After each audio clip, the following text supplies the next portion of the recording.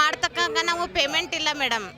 ನಾವು ರಾತ್ರಿ ಅನ್ಲಾರ ಹಗಲನ್ಲಾರ ಡಿಲೆವರಿಗೆ ಹೋಗ್ತೀವಿ. ಎಲ್ಲ ಟಿ ಬಿ ಕೇಸ್ ಅವರೆಲ್ಲ ಕಫ ಉಗುಳಿರೋದನ್ನ ನಾವು PSಗೆ ನಾವೇ ಮುಟ್ಟಿಸ್ಬೇಕು.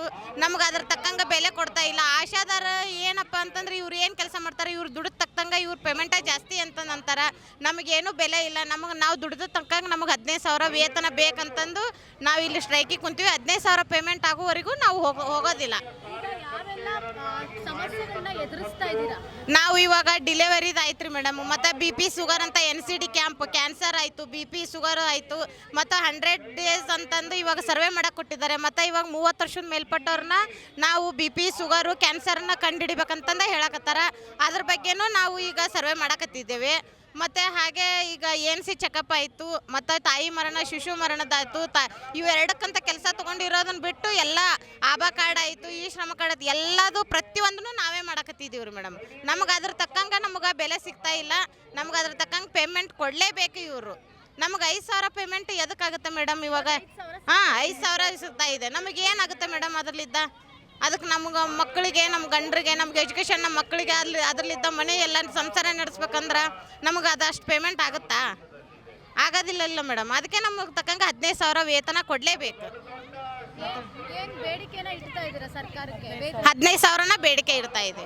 15,000ನೇ ಬೇಕು ನಮಗೆ. ಇದು ಏನದು ಡಾಟಾ ಎಂಟ್ರಿ ಬ್ಯಾನ್ ಮಾಡಿರಿ, ಡಾಟಾ ಎಂಟ್ರಿ ಬೇಡ ನಮಗೆ ಅಂತ ನಾವು ಬೇಡಿಕೆ ಇಟ್ಟಿದ್ದೀವಿ ಆಸೆ ಸಾಫ್ಟ್ ಒಳಗೆ. ಅದು ತುಂಬಿದ್ರಷ್ಟೇ ನಮ್ಗೆ ಪೇಮೆಂಟ್ ಮೇಡಮ್, ಇಲ್ಲಾಂದರೆ ಬರೋಂಗಿಲ್ಲ. ಅದೇ ಸಮಸ್ಯೆ ಆಗಿರೋದು ನಮ್ಗೆ ಇವಾಗ. ಕೊಟ್ಟಿಲ್ಲ ಮೇಡಮ್, ಕೊಟ್ಟಿಲ್ಲ.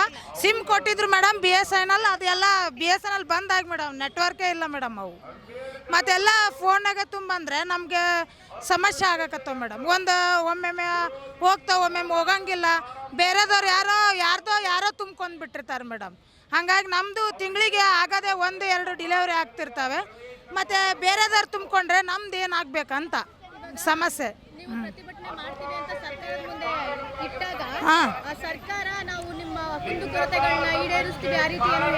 ಇಲ್ಲ ಮೇಡಮ್, ಅವ್ರು ಹೋಗೇ ಬೇಡ ಅಂತ ಹೇಳಿದ್ದಾರೆ. ನೀವು ಸ್ಟ್ರೈಕಿಗೆ ಹೋದ್ರೆ ನಿಮ್ಮನ್ನ ಕಿತ್ತಾಕ್ತೀವಿ ಅಂತಾನೆ ಹೇಳಿದ್ದಾರೆ ಮೇಡಮ್.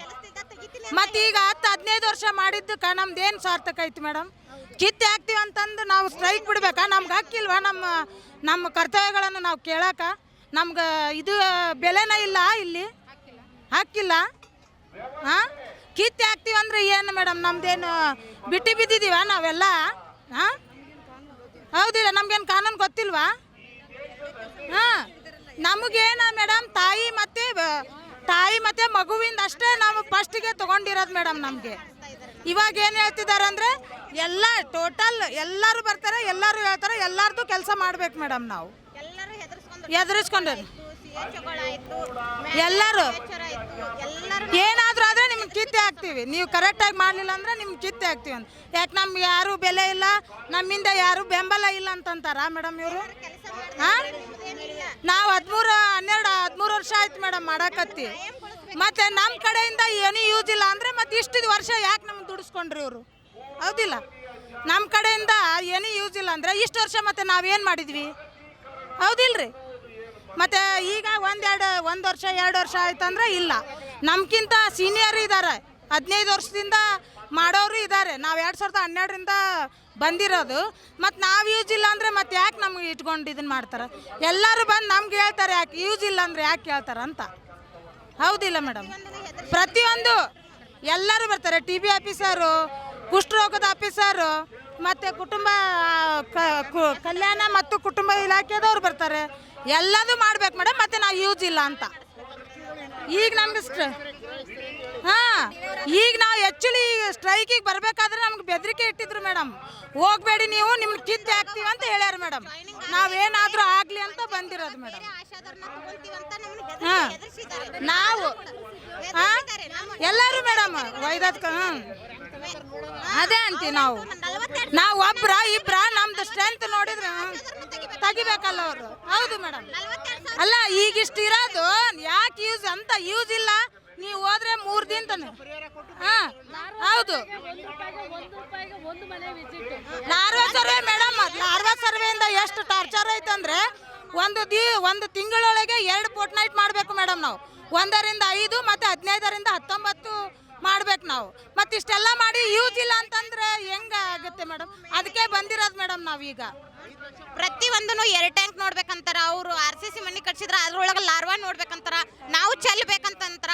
ಅವ್ರ ಕಫಟ್ ಡಬ್ಬಿನ ನಾವು ಅವ್ರು ಉಗುಳು ಬಿಟ್ಟಿದ್ದು ನಾವು ಕೈಯಲ್ಲಿ ಹಿಡ್ಕೊಂಡು ಹೋಗಿ PSಗೆ ಮುಟ್ಬೇಕು. ನಮಗೇನು ಬೆಲೆ ಇಲ್ವಾ? ನಮ್ಗೆ ಜಡ್ ಬರಲ್ವಾ? ಜನರದ ಆರೋಗ್ಯ ನೋಡ್ತಾರೆ. ನಮ್ಮ ಮಕ್ಕಳು ನಮ್ಮ ಗಂಡರಿಗೆ ನಮಗೇನು ಬೆಲೆ ಇಲ್ವಾ? ನಮಗೇನು ಬೆಲೆ ಇದೆ?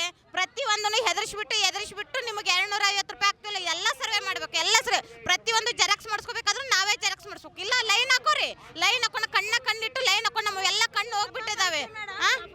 TB ಅವ್ರದ್ದು ತಗೊಂಬ ಅಂದ್ರೆ ಅವ್ರು ತರಂಗಿಲ್ಲ ಅಂದ್ರೆ ನೀವೇ ಹೊತ್ಕೊಂಡು ಬಂದಿ ಅಂತ ಹೇಳ್ತಾರೆ ಮೇಡಮ್. ಮತ್ತೆ ಯಾಕೆ ನಮಗೆ ಫ್ಯಾಮಿಲಿ ಇರಲ್ವಾ? ನಮಗೆ ಯಾರು ಗಂಡ ಮಕ್ಕಳು ಇರಂಗಿಲ್ವಾ ನಮಗೆ?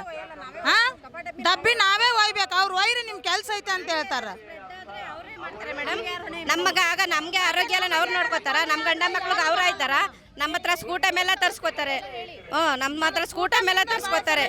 ನಾವು ಮೇಡಮ್ ಅರ್ಕಲಗೂಡು ತಾಲೂಕು ಹಾಸನ ಜಿಲ್ಲೆ ವಿಜಯಲಕ್ಷ್ಮಿ ಅಂತ ಮಾತಾಡ್ತಾ ಇರೋದು ಮೇಡಮ್. ನಮಗೆ ಅಲ್ಲೇ 15 ವರ್ಷ ಆಯಿತು. ತುಂಬ ಹಿಂಸೆ ಕೊಡ್ತಾರೆ ಮೇಡಮ್. 2 ಅವರ್ ಕೆಲಸಕ್ಕೆ ಅಂತ ತಗೊಂಡು ನಮಗೆ ಈಗ ಹಗಲಿಗಳು ಎಲ್ಲ ದುಡಿಸ್ಕೋತಾ ಇದ್ದಾರೆ. ನಾವು ಹೋದ್ರೆ ಒಂದು ಡೆಲಿವರಿ ಕರ್ಕೊಂಡೋಗ್ಲಿ, ಒಂದು PNC ವಿಸಿಟ್ಗೆ ಹೋಗಲಿ, ಯಾವ್ದಕ್ಕೂ ಹೋದ್ರೂ ನಮಗೆ ರೆಸ್ಪಾನ್ಸ್ ಮಾಡಲ್ಲ ಅವರು. ಅದಕ್ಕೆ ನಾವು ಇವಾಗ ಸ್ಟ್ರೈಕಿಗೆ ಬಂದಿದ್ದೀವಿ ಮೇಡಮ್. 15,000 ನಮಗೆ ಕಡ್ಡಾಯ ಮಾಡೋ ಗಂಟ್ಲ ನಾವು ಹೋಗಲ್ಲ. ಹೋರಾಟ 1 ತಿಂಗಳಾಗಲಿ ಇಲ್ಲೇ ಇರ್ತೀವಿ ಮೇಡಮ್.